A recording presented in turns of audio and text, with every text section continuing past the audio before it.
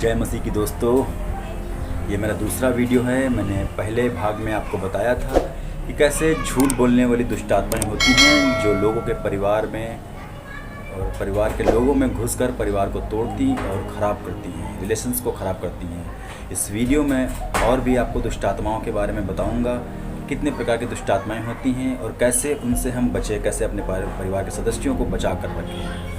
आइए हम लोग वो वचन को निकाल लें। लूका रचित सुसमाचार 8 अध्याय खोल लेते हैं और 27वें पद से पढ़ते हैं। इस वचन के द्वारा हम आपको बताएंगे कि एक व्यक्ति के अंदर कितने प्रकार की दुष्ट आत्माएं हो सकती हैं और कैसे उनसे बचें हम। वचन कहता है 27, जब वह किनारे पर उतरा तो उस नगर में एक मनुष्य मिला जिसमें दुष्ट आत्माएं थीं। वह बहुत दिनों से न कपड़े पहनता था, न घर में रहता था, वरन कब्रों में रहा करता था।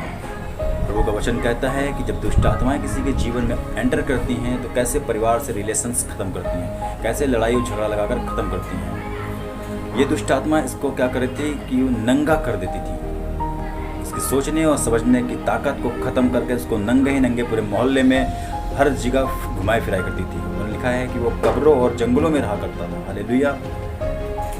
मैंने कई बार सड़कों पर बहुत से ऐसे व्यक्तियों को देखा है जो एकदम निवस्त्र होकर रोडों पर टहल लें। उनके सोचने और समझने की ताकत ये दुष्ट आत्माएं छीन लेती हैं और उनका जीवन नरक से बदतर बना देती हैं। कई बार लोग अपने जो प्रिय होते हैं जब ऐसी दुष्ट आत्माओं से ग्रसित होते हैं तो उनको बंधनों से, जंजीरों से, बेड़ियों से घर में बांध कर रखते हैं ताकि कहीं जाकर किसी दूसरे को ना नुकसान पहुंचा दें। लेकिन ये दुष्ट आत्माएं इतनी ताकतवर होती हैं कि जंजीरों को भी तोड़ देती हैं। तो इस आदमी को भी उसके परिवार वालों ने जंजीरों से, साकड़ों से बांध कर रखा था। वचन को पढ़ते हैं 29 से, क्योंकि वह अशुद्ध आत्मा उस मनुष्य में से निकलने की आज्ञा दे रहा था कि इसलिए कि वह उस पर बार बार प्रबल होती थी। यद्यपि लोग उसे साकलों और बेड़ियों से बांधते तो भी वह बंधनों को तोड़ डालता था और उसे दुष्ट आत्मा जंगल में भगाए फिरती थी। जी हाँ, दुष्ट आत्मा का काम यही है कि मुझे परिवार से अलग कर दे, मेरे रिलेशंस वालों से अलग कर दे।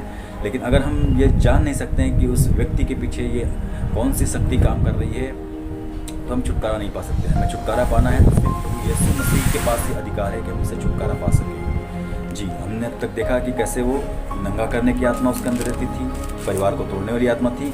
लेकिन एक और दुष्ट आत्मा इसके अंदर थी, वो थी सुसाइड की आत्मा, है ना। लिखा है कि वो दुष्ट आत्मा कहती है कि प्रभु मुझे पीड़ा न दे, जो पहाड़ों पर सुअर चर रहे हैं उनमें जाने की आज्ञा दे। यीशु मसीह उससे कहते हैं ठीक है जाओ। लिखा है 32 अध्याय जब पढ़ेंगे उसमें लिखा है 8 के 32 में, वहाँ पहाड़ पर सूअरों का एक बड़ा झुंड चल रहा था, इसलिए उन्होंने उससे विनती की हमें उनमें बैठने दे। उसने जाने दिया। तब दुष्ट आत्माएं उस मनुष्य से निकलकर सूअरों में गईं और वह झुंड कड़ाहे से चमक रही।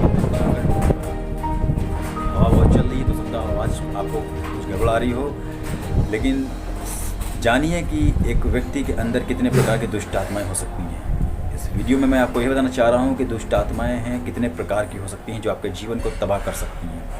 इस व्यक्ति के अंदर सुसाइड की भी आत्मा थी, लेकिन परमेश्वर ने इस शरीर को इतना मजबूत बनाया है कि यह व्यक्ति उन दुष्ट आत्माओं को लिए हुए उनसे लड़ रहा था।